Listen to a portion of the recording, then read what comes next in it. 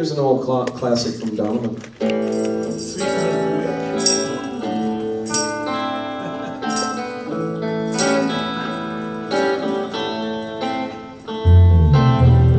When I look out many sights to see, and I look in my window, so many different people to be, that it's strange, so strange. You got to pick up every stitch. You got to pick up every stitch. You got to pick up every stitch. Must be the season of the wind.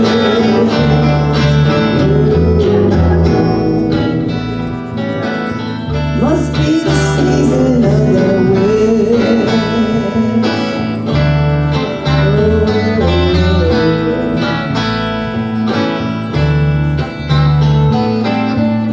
When I look over my shoulder, It's beautiful.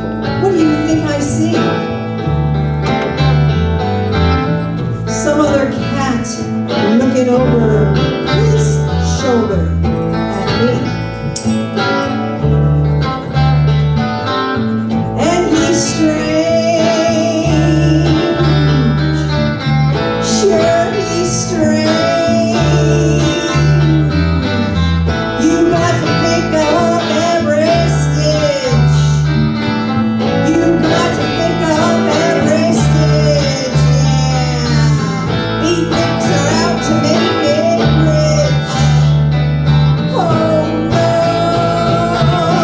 must be the season of the witch, yeah. Must be the season of the witch, yeah. Must be the season of the witch. I think it's too.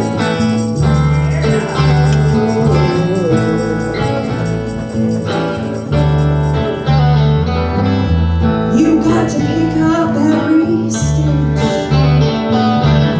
The rabbit's running in the ditch. Beatniks are here to make it rich. Oh no, must be the season of the witch, yeah. Must be the season of the witch, yeah. Must be the season of the witch. Where I go,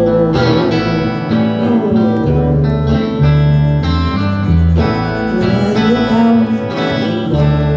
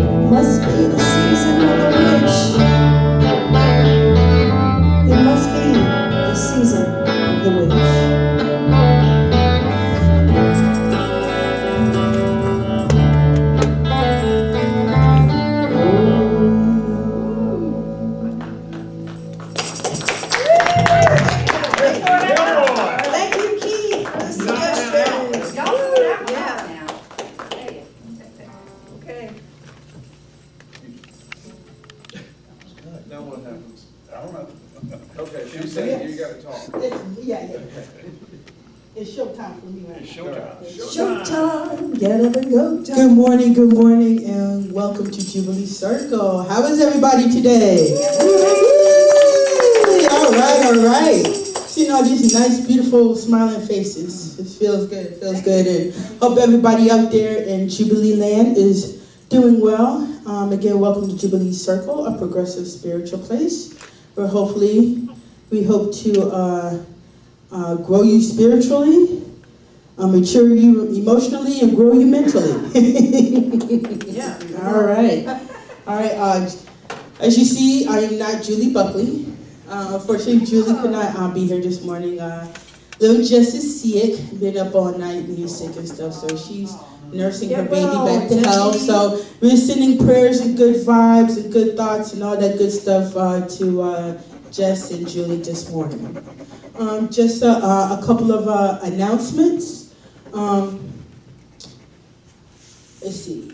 We are having a Valentine's Making celebration flowers. cabaret. If you have been keeping up with our events, you know, just last summer Like we the- had a Like that. after dinner cabaret 1 week during the month, and we have brought that back. And so this is a Valentine's. So if you want to bring your little sweetheart out for after dinner, some nice entertainment, they are wonderful. I've seen a few shows myself. Clayton and his crew, they do a pretty good job, and they usually have some pretty good free desserts back in the back. So if you get a chance to check them out, that is on February 13th at 7 p.m. And the tickets are $20. You can get them on our website, or you can pay at the door. On February 24th, from 10 a.m. until 6 p.m., we are having our Cosmic Festival. All right, so we are having vendors. This is our spiritual festival. This is the first time Jubilee has ever hosted a spiritual festival, so we are very excited about that, and we are looking forward to that. We are having vendors who will sell, things like crystals. I kind of have one here from a vendor we had at one event we had here at Jubilee. Nice little goddess bracelet crystal here, which is pretty cool. We'll have tarot card readers. We'll have different spiritual classes. The tickets are $5, or contact Julie to help it get free admission if you are able to make that $5. Volunteer. Yes, volunteer. We do need volunteers. If find yourself free on February 24th between the hours of 10 a.m. 6, come on down and give us help, and we'll feed you, and you'll get to partake in the festivities around. Right? So I know there's a few people here, and I know people out there in YouTube land. Let's just give just a few moments just to greet each other. Just to say hi to the people around us. Just a couple of moments. Hey, everybody. I want to say hello to people out there in YouTube land. I know I haven't had the chance to really say hi to much of all. I've been out sick for a few weeks and stuff, and dealing with COVID and my dad and stuff, and then running around a 4-year-old and stuff. It's been a little crazy. So I haven't got to see some of y'all. So yes, hi to everyone. It's good to see y'all. It's good to see y'all. Everybody. Stay healthy. All right. Next up, after the band gives one more selection, we will have our guest today, Holli Emore. Holli and I actually have a little bit of history. We used to do some work with the South Carolina HIV and AIDS Council back in, 2010, 2011, something like that. Yeah. We used to do work, and I've been to a couple of, was it interfaith women meetings at your house? Yeah. So Holli, she is a professor at Cherry Hill Seminary, and if I'm correct, is a pagan seminary. Yes. And she is going to come and talk to us about her trip to Egypt and her spiritual beliefs based off of traditional Egyptian beliefs. Correct? All right. I'm sorry? Oh yeah, I'm sorry. And before the band kicks off a selection, we have someone to give us a big laugh. And Bob, you better be good. We now have the Not to put no pressure on you. Circle comedian who's going to come up here every Sunday and do a joke for us. Bob, you got the stage finally. How about that? My last girlfriend dumped me. She said I didn't give her enough privacy, or at least that's what I read in her diary. You know, Lee hasn't spoken with his wife for 3.5 years.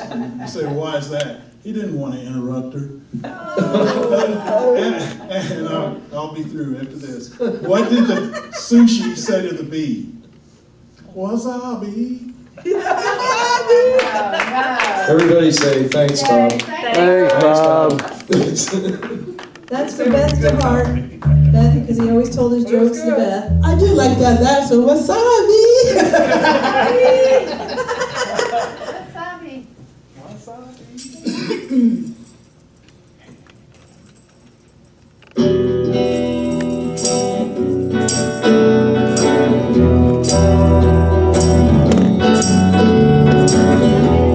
It's a little America for you.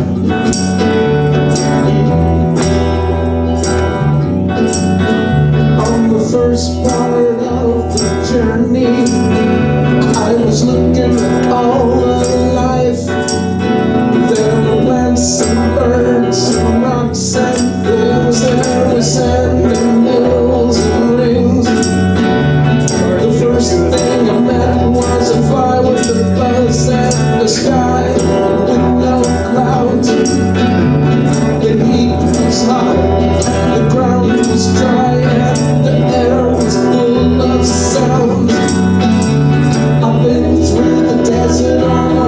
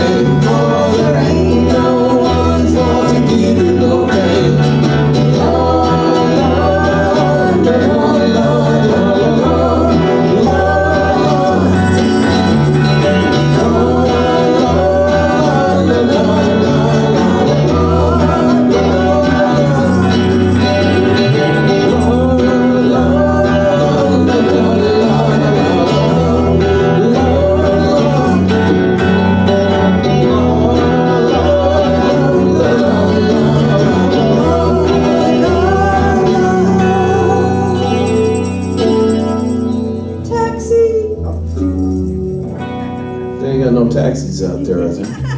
Uber. DoorDash. That's right. Depends on which Well, desert we we're hope talking that y'all about. enjoyed that. Yay. All right, now that we have the illustrious Holli Emore coming up. Hey, Holly.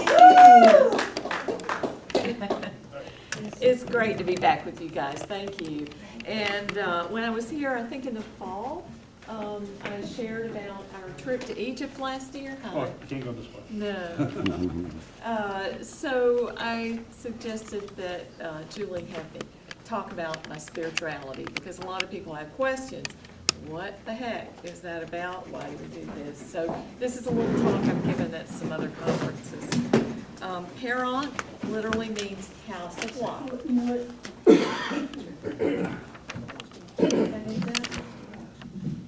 Famous last words by singers.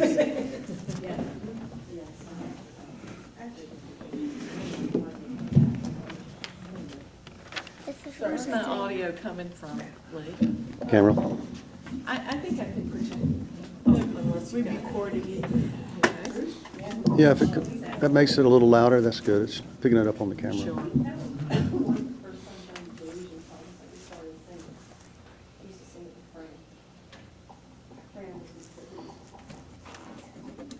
And I always say ancient Egyptian spirituality, just to be clear, because modern Egyptians are pretty much almost all Muslim, with some Coptic Christians, and if you look hard, you might find a few Jews, and that's about it. Okay, thank you. All Yeah, right. that's good.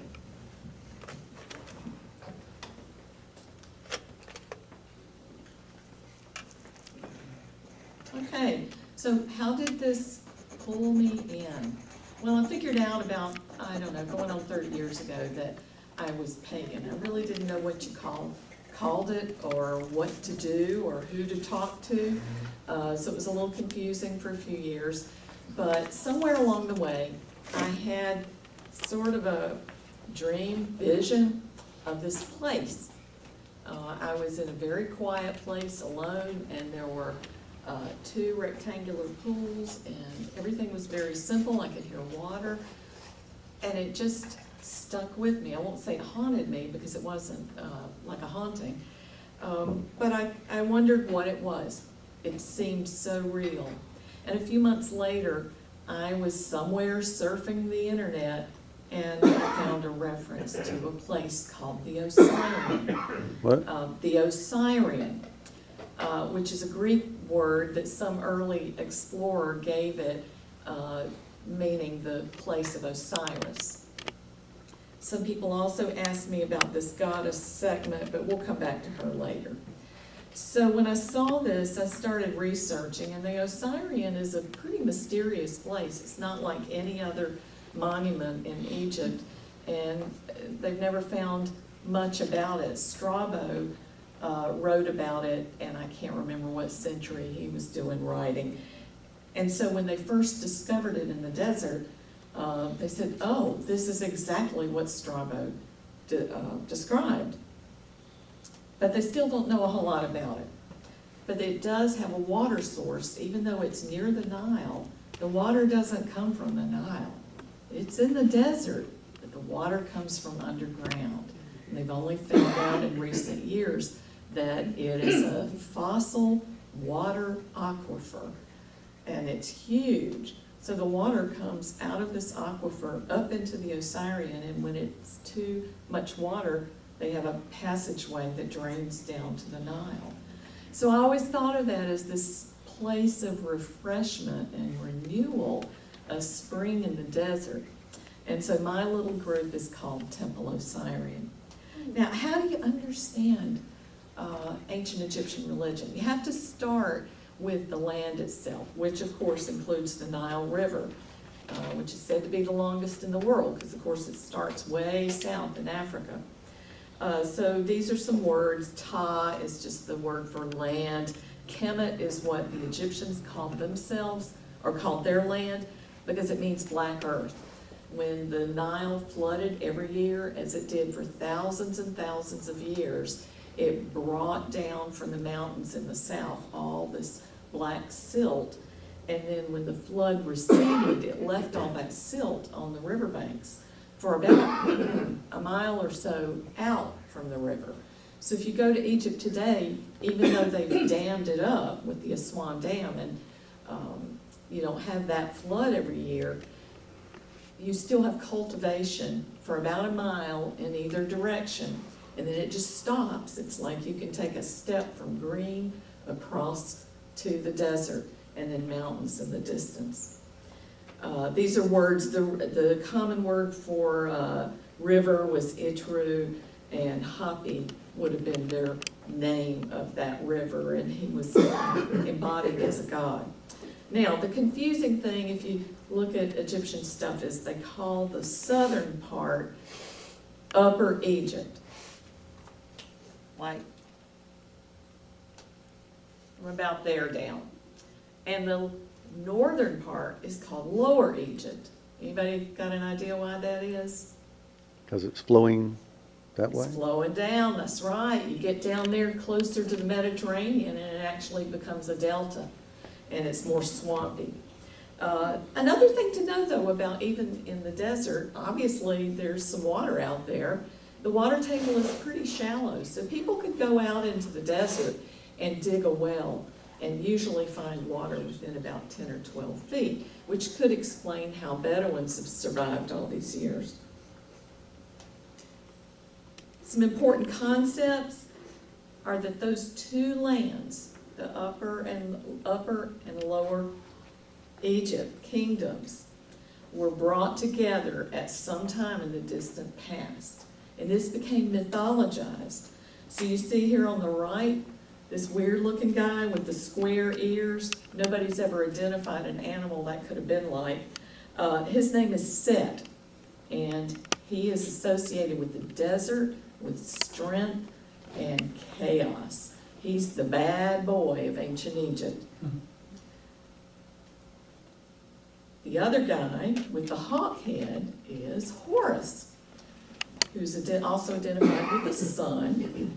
He was considered the ruler of Lower Egypt, which was more the Delta region, and he's kind of the princely character. He's the son of Ra, and the two of them battle it out for a long time, and eventually they come together and unite the two lands. Now this historically happened at some point in the past. There was a king who somehow united Egypt. But this symbol, everything, you'll hear me come back to this over and over again, everything in Egypt is about symbols. And I think this is probably a real important concept for jubilants, because we're always creating, we're always finding meaning in the world around us. So you see here that they're pulling against each other, but they're also, there's a knot here in the middle. And this symbol, this image right here, you see everywhere in the temples in Egypt. I've got gobs of pictures where it turned up. And the hieroglyphs just say, let's see, I think that's the name of the king at the top of the post in the middle. And then it says stuff like given life, strength, dominion, great God, like Ra forever.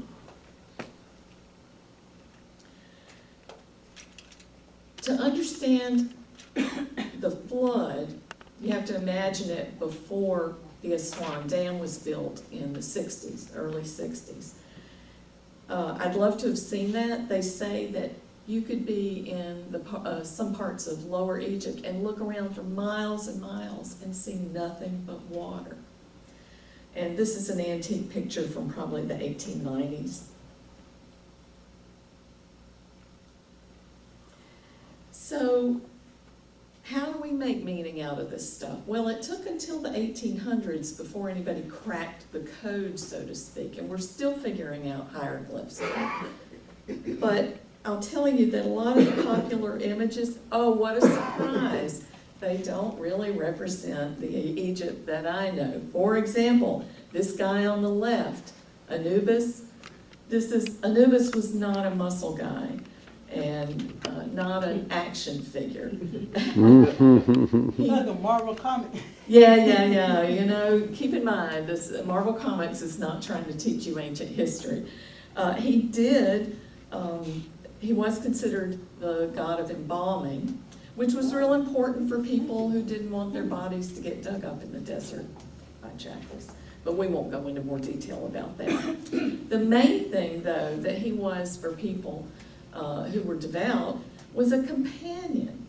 This figure on the right is a newly deceased person. Ani is his name. And Anubis is holding his hand and taking him over to his afterlife next phase. And that has been my experience, the little contact I've had personally with Anubis. This is the famous weighing of the heart scene in the afterlife. Did anybody see, was it called Moon Night on cable a couple of years ago? Okay, you didn't, so I don't need to refer to it. But this is a place you get to in the afterlife, and you have to have your heart weighed. And get this, your heart has to be lighter than the feather of Ma'at. So this is a symbol on one side of the scales for a heart, and on the other side is this feather. And there is a goddess. That was the principle that guided Egypt for thousands of years, and it means balance, justice, truth. So if a pharaoh was in power, their job was to maintain Ma'at, to keep balance and to make sure there was justice in the land. And there's Ma'at up on the top of the scales there, and there's Anubis helping weigh. Unfortunately, at some point they started thinking there was this monster that might eat your heart if you didn't pass the test. But we don't have any accounts of that. The guy that's holding up a pen and a tablet to the right, that's Jehuti or Toth, and he's the scribe. And that's a hall full of gods that are sitting there in judgment. Now, back to the water. Something really important in Egypt, even today, is a way to get around. You can't get from the hotel over to the pyramids, or down in Luxor from the hotel over to the Valley of the Kings. You always got to take a boat. Not many people live on the west side. That was always thought of as the place that you go to die, because the sun sets in the west, right? It also happens to be usually the rockier, mountainous, more desert part of Egypt. And when the flood came, if you lived on even a little bit of an elevation, think about Colombia and the floods we've been through, or what the people in California are going through right now with the Pineapple Express.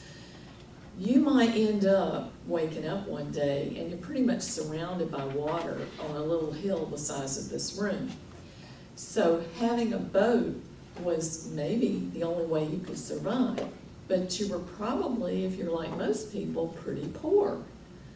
You didn't want to get stranded there. A lot of people's homes were just mud and reed wattle. And their homes would get washed away in the flood every year. They could rebuild them if they didn't get drowned.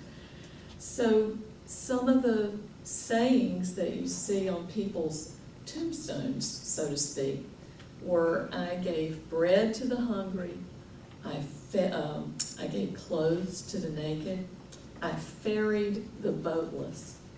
So that was something you said when you came into that hall of judgment to have your heart weighed. I did these good things, and that was an important one. So all the deities that had a temple, they also had a boat, which you also hear referred to as a bark. It's just a French name. And they would process that bark with the god figure in it out around town periodically on a festival, usually maybe once or twice a year. And that might be the only time that anybody saw that image. But it was a big deal. So the boat is a constant image, and I like that because it's always reminding us we're always on a journey. We're always crossing something. And we have to help others while we're doing it. Have you heard that the Egyptians thought you had a bunch of souls, multiple souls? Not really, they didn't.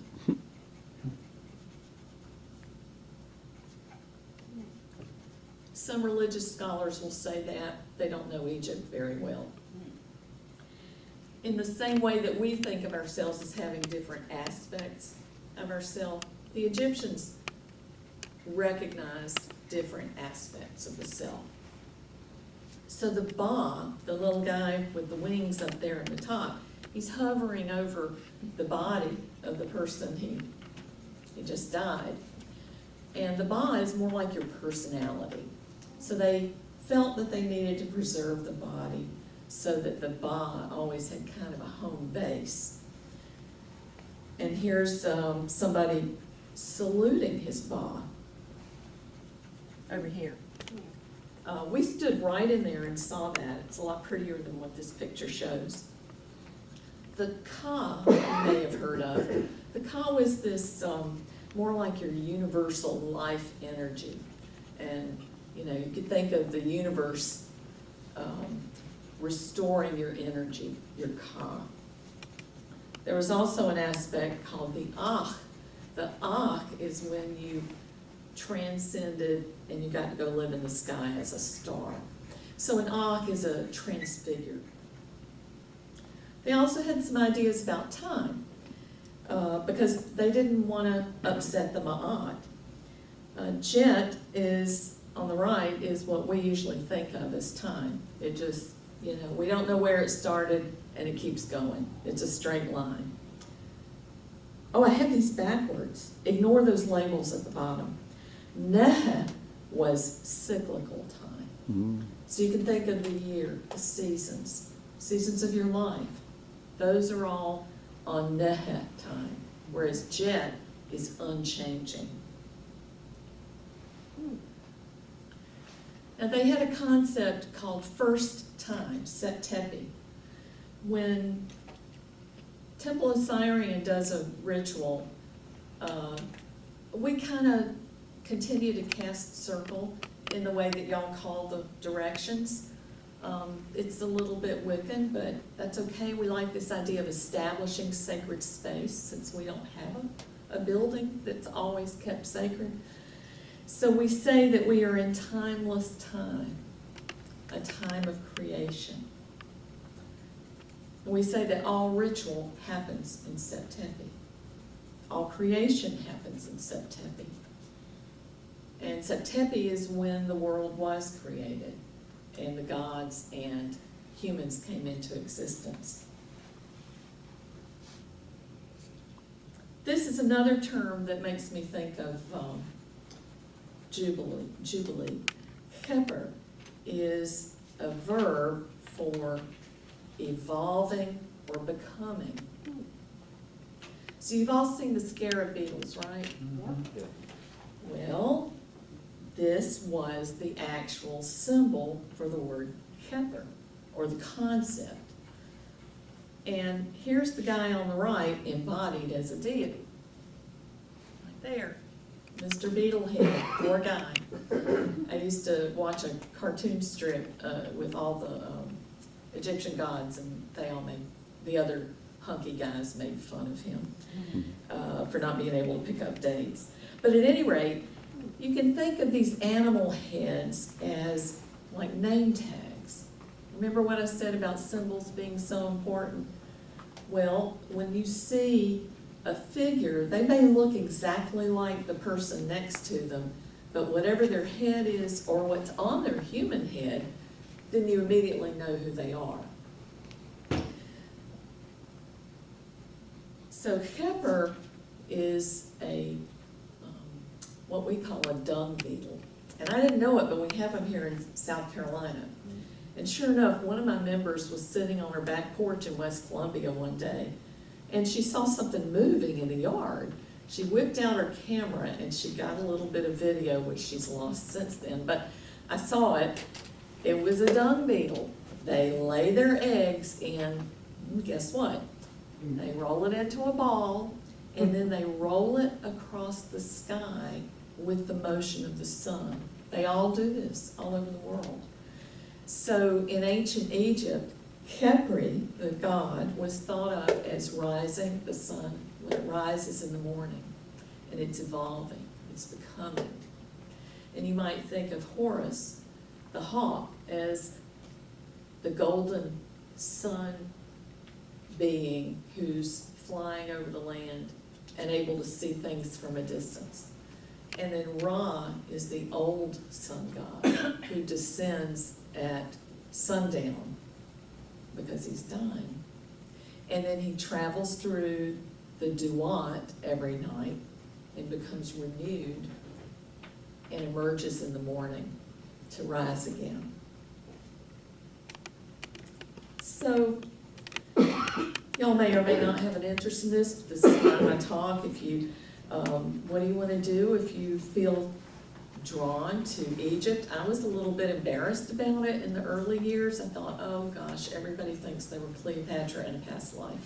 Why did you always go to her? I know.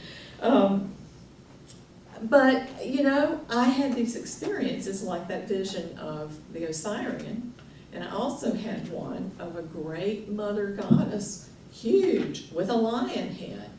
I couldn't imagine what that was. This was before I looked into Egypt. Well, I was kind of freaked out when I finally discovered that she was a very loved and widespread following goddess called Sekhmet. We're not going to go over her story today, but she's pretty interesting. The one myth that ancient Egypt had that would be comparable to ours, the Noah flood, where God almost wipes out humanity. Sekhmet is what he uses to do that. But she's always been pretty nice since then. She's real big with feminists.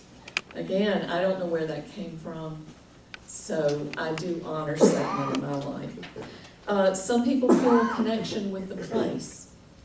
I can tell you that I've never even gone to the Southwest in the U.S. I have no interest in the desert. I went to Egypt because it was a pilgrimage for me, and I do love archaeology. But I got there, and Clyde and I both just felt like we had come home. We didn't want to leave. We have partly been grieving for the past year since we came back. We feel like we have another home over there. I don't know what it is, but there's some connection. And there are a lot of people like that. And then there's just that simple calling of the soul. Some people find this framework useful for their spirituality. We are not ancient Egyptians. We don't really know what they thought. And they were not modern people. They lived way, way before even our earliest writings. So the Osirian tradition is crafted out of those ancient practices because we do have all those papyrus and temple writings. They're all ritual. They don't really explain what they believe. You kind of infer it, but there is a lot of stuff like that that's a source for us. These are the places where there were what a scientist would call cult centers. Remember, cult is the same word we get culture from. I walked right down this hall on the right. That's the Temple of Seti in Abydos, where the Osirian is found. These are some books. If you have an interest in learning more, these are the ones I recommend. If you're really geeky, I've got more I can recommend. So, what about practice?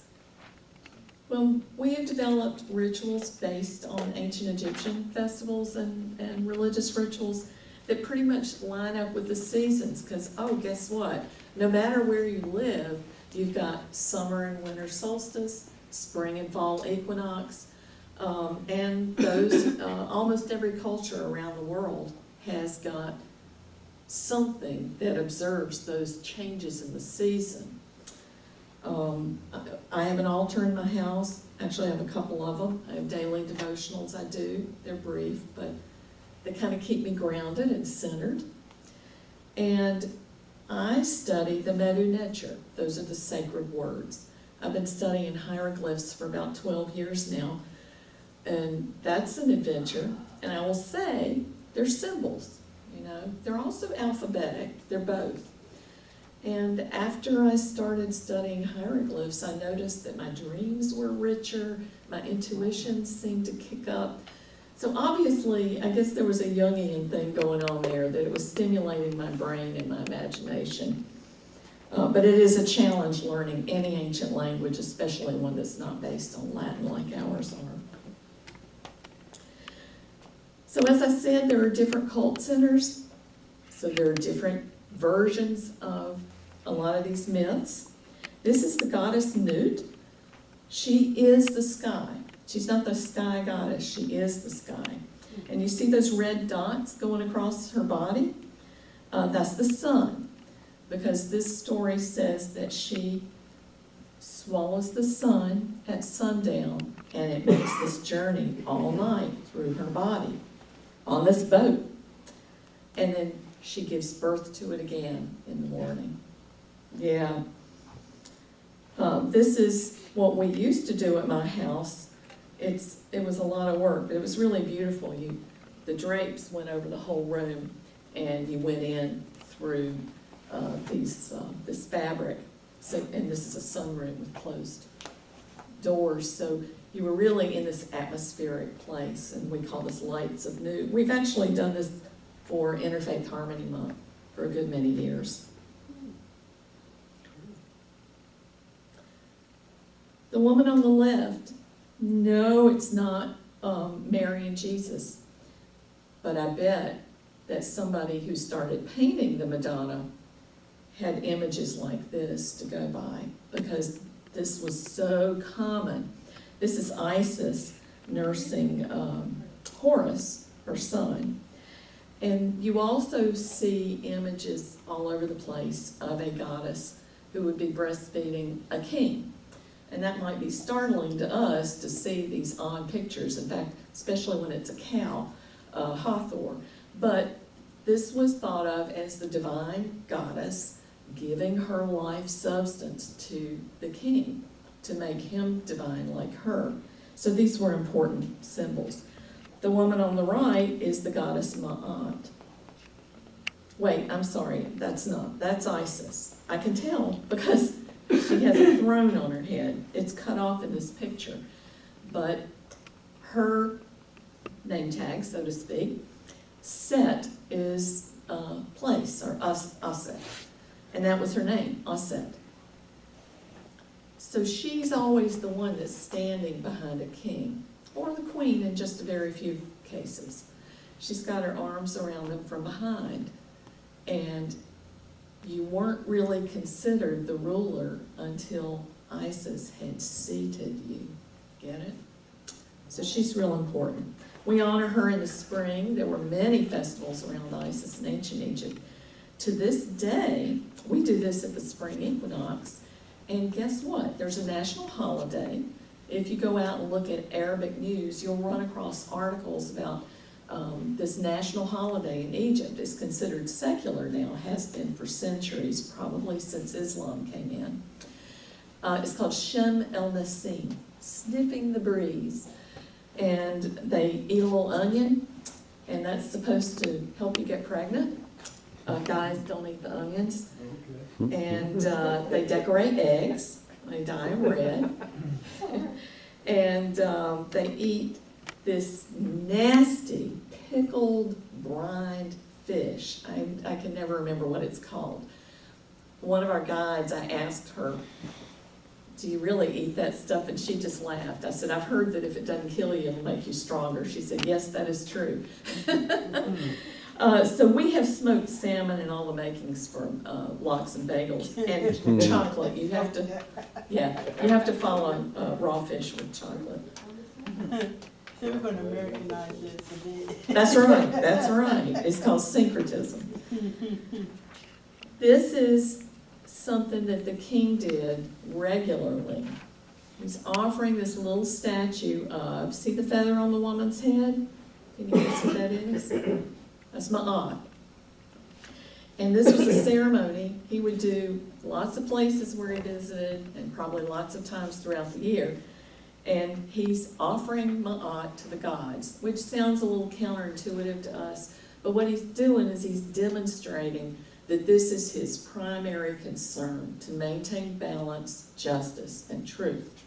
In fact, when you died, you were referred to as ma'ach heru, which meant true of voice. So Osirian decided that we were going to honor Ma'at at the autumn equinox, which is in late September. Of course, the equinoxes are when the sun, the day and the night are exactly equal, right? So I have this feeling about our state house. It belongs to us.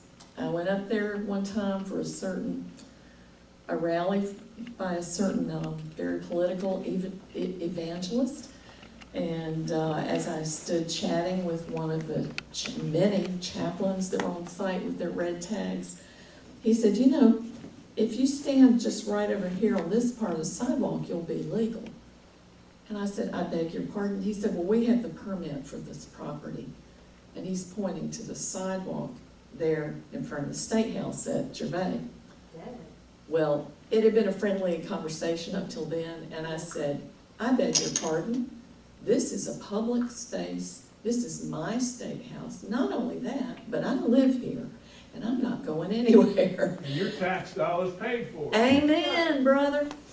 So we, a number of times, have done a ceremony to honor Ma'at, which we call offering Ma'at, on the State House grounds, which, if you're not here in Columbia, South Carolina, you may not know is just beautiful. It's like a park. There's even a nice circular place you can see in the picture on the right where we did a ritual a few times. This is when we did a Looks like a blast. it was. We did a what do you call a mystery play. The story of Osiris. This is what scholars call a mystery religion. Christianity is a mystery religion. You die, you get reborn. So we used to do a kind of a ritual play. I can't remember why I have this in here, but I led that ceremony. Sometimes people would like to see some altars. So this is one that we did one year for the Mysteries of Osiris around Halloween, Samhain.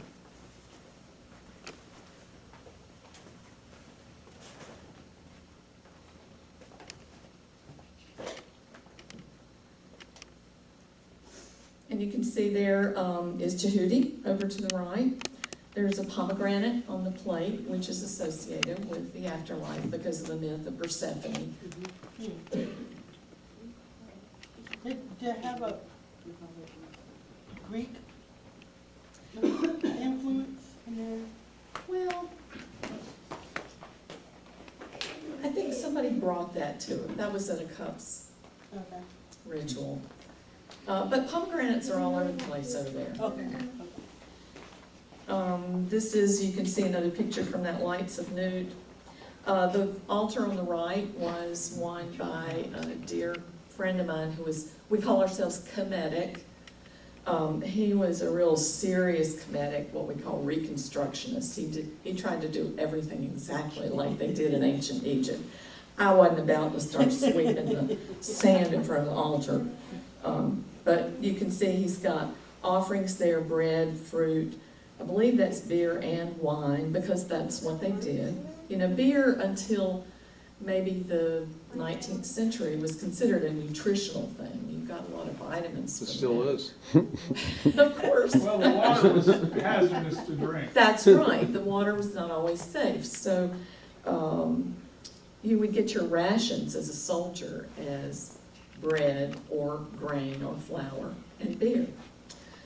So he's got flowers on there, candles, incense, and inside that little box on the top, which you would use the Greek name for a nous, if he opened that up, his deity figure would be in there. This is the Pyramid of Unas, which has the oldest religious text in the world, in history, that we know of. Like still surviving text? Yes, the oldest written down. Now, my Hindu friends and I like to tease each other. They say, well, You got the oldest? they say theirs are the same age, Oh. but they don't have any actual written down from ancient times. This is the real stuff. And this goes back to about close to 3000 BC. This is just an image I like. That was a typical inscription on the left that says Diank, given life, Mira, like Ra, Jet, forever.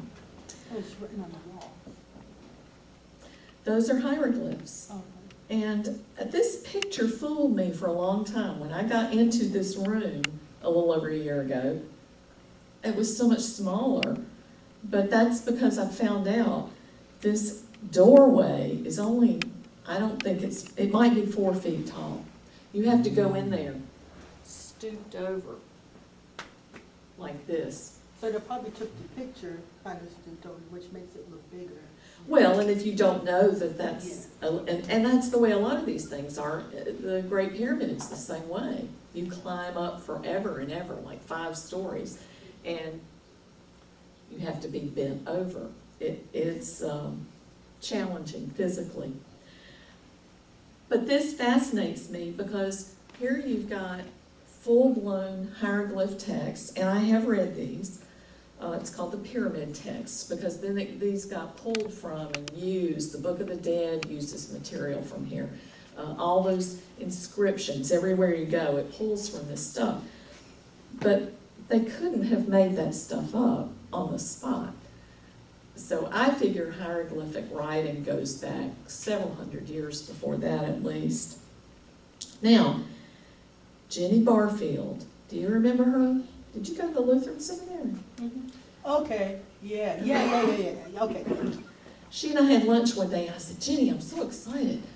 I'm really enjoying my hieroglyph classes. And it really makes me appreciate what y'all go through trying to learn Hebrew and Greek in, 2 years in seminary?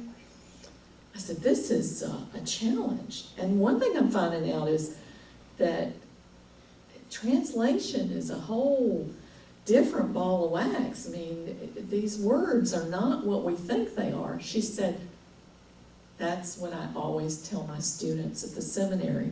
There is no such thing as translation. There's only interpretation.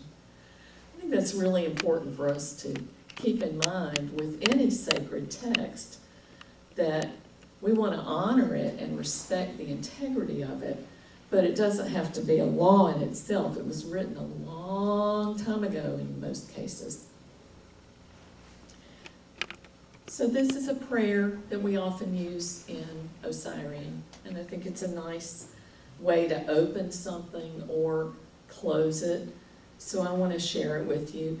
And I used to dance, so I just like to put some movement into it, because I think that, when we listen to the music, we kind of want to jiggle or clap or get up and move around, right? And pagans really feel like our religion is part of our body. So if I look strange, that's all that is. So and some of this, most of this is from original texts. I say, awaken beauty, awaken peace. Awake my soul in beauty and peace. I lift my wings in the beauty of the day. My Ka is restored. As above, so below, I open the way.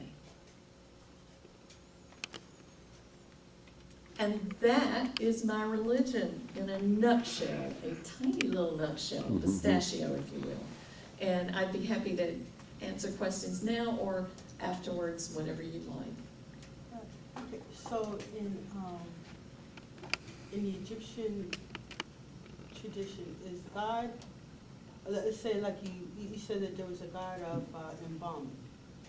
Now, are the gods perceived as embodiments of concepts?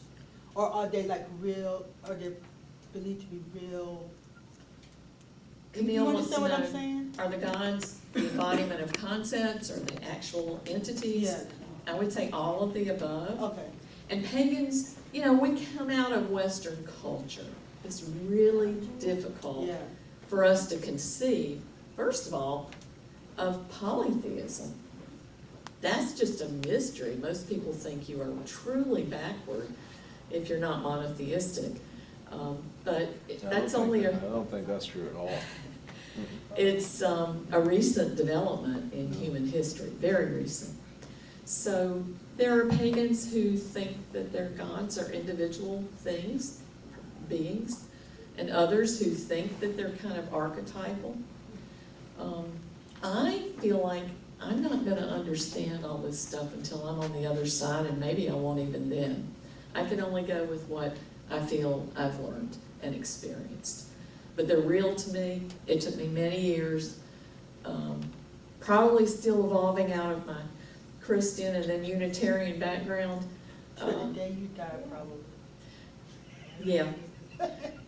But I do offer devotion to everybody now. Do I get down and grovel? No. But yes, I pray, and there's something that out of the Egyptian text, I know you, I know your names. Well, I'm using it here out of context, but I've come to feel that that's important. My gods like to be remembered. I've always heard that the Egyptian gods are not like Jehovah. If you forget about them, they'll forget about you. But if you remember them, you'll have a good, rich relationship with them. Why is there a god like things of embalming, god of embalming? Why is there a god of embalming? I'm not sure. I don't know how much y'all want me to talk about what happens to dead bodies after you die. But, you know, digging a hole in the desert, and, you know, inevitably a jackal was going to dig them up. So then the rulers began to build these stone and, first it was bricks and then stone tombs to protect their bodies. The embalming is partly a natural process in the desert.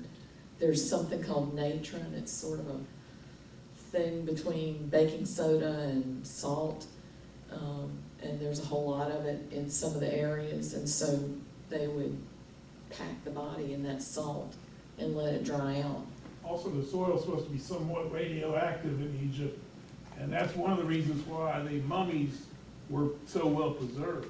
Really? Yes, when they Wow. discovered that in Lenin's tomb, when they tried to entomb Lenin, and his body was decaying, they thought they were following the right formulas, and it wouldn't work because the soil in Egypt is somewhat radioactive. How about that? Wow. Who knew?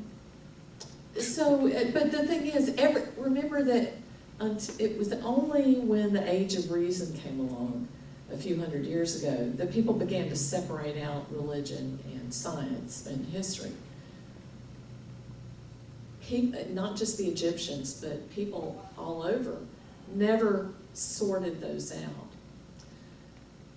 And one thing I always teach people is myth is a word that in our culture we've started to think of. If what you say is a myth, we're saying that you're lying to us, right? Or you're fantasizing. Just imagination. Yeah. But a myth is a sacred story that's intended to convey a message. So myth is not the same as history and science. They may overlap. They may have a basis in each other. And that's why I tell these mythical stories the way I do. I mean, I haven't gone into much detail today, but it's because the importance of the myth is that it carries a message to you. It carries spirit. Yeah. So the thing about magic and religion is, you know, you get to a certain point, and if people begin to understand that, let's see, honey helps disinfect wounds, so we should use honey in our medicine. After that, you might not think that the bee is a goddess or something. But before that, it's like magic, right? Well, I'd forgotten where I started. Why did I start saying that? Sorry about, the embalming. Yeah. So embalming a body was such a big deal, and it was done by the priests. There was a special class of priests that took care of that, the seven priests. So it was part of the ritual. I mean, every part of the embalming they did was ritual. It took 70 days, so you didn't have a funeral for 70 days. So when the priest was embalming somebody, he would wear a mask of Anubis, and he was imagining himself to be embodying or channeling, if you will, Anubis. Well, if Anubis was the god of the embalming, what was the god of the dogs? The dogs? Mm-hmm. Well, the dogs were the ones who dug things up in the desert, but they also ran around among the tombs because you had a cult of the ancestors, just like, again, most civilizations around the world have had. And if you think about it, we still do today. It just looks a little different. They would go out and do a ritual in front of your family member's tomb, and leave some offerings, like that altar that we saw a few minutes ago. So, of course, any roaming animals are going to go in there and eat the food later, right? Free food. Yeah, so you started associating jackals and dogs with the tombs and with the afterlife. But who's the god of the dogs? I don't know that there is one. There's also a cat goddess. So is that an example of where science interjects into religious belief? Because the science is, if you leave food out there, Jackson is going to come. That's just, But because that happens, that gets incorporated into, I guess, the myth or the belief. Yeah, you tell stories, especially in a pre-literate age, because even at the high point of its civilization, most people in Egypt still didn't read and write. So storytelling is still a big deal in most cultures, but especially still in the Middle East. I have a theory. Osiris and Isis were said to have taught people agriculture and a bunch of other things too. And they would, every year during the mysteries that happened back then in Abydos, there would be parties out in the streets. Those were the people dressed up in my picture there. But in the temples, they were going through 3 days of very solemn rituals, reenacting the murder of Osiris by his brother Set and his rebirth. And they would go out and they had a little, like a miniature coffin, and they called it a corn mummy. They would go out and get some fresh Nile mud, put it in there, and plant seeds there as part of ceremony. And then come back 2 days later and go, oh, the God is alive, he's risen. Does that sound familiar? And I've got a picture I took at a museum in Atlanta a few years ago, the Emore Carlos Museum has got a great Egyptian collection. They've actually found one of these corn mummies in a tomb where it was left open and the grass had sealed the tomb. And so there's this dead grass, but it's still there, which I just think is so cool. So I asked my archaeologist friend here in town, what do you think, what if Isis and Osiris, who people think might have been an original king and queen, what if they figured out agriculture? They figured out one way to stay alive was to be able to plant and cultivate crops. And so they started telling it, and they made a big deal and made kind of a little theatrical production out of it. And so this developed into this religious myth. So that you could only retell the story if you've been initiated and trained by the person who started it. So therefore you become a priest over time. This is the way you're gonna make sure people survive, by telling that story. He said, that's brilliant. He said, that could really be what happened. So that, again, just explains the importance of story. How long have I gone over? Oh, you're good. We can probably wrap it up shortly. Okay. Well, if you have any other questions or want to talk about anything, I'll hang out for a few minutes and turn it back over to Camille. Thank you. All right. Thank you. That was good. Fascinating. Fascinating. I love the pictures, too. Thank you very much, Holly. That was very enjoyable. Had me thinking a bunch. Good. All right, Ben, let's go ahead and close this I'm out. gonna close it out.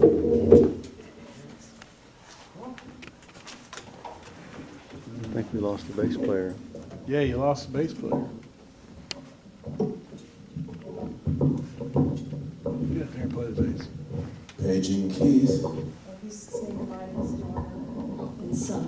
And his dogs. No, his daughter-in-law and son. No? Is that Keith's daughter?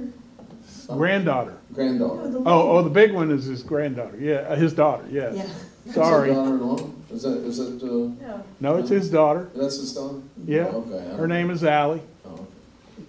She lives out in Lee's Trailer Park. Yep. Well, I mean. All right, Jubilants, it's been a pleasure today. Wherever the Spirit takes you, just all remember, at least under this roof, we're all trying to walk together. Wait a minute.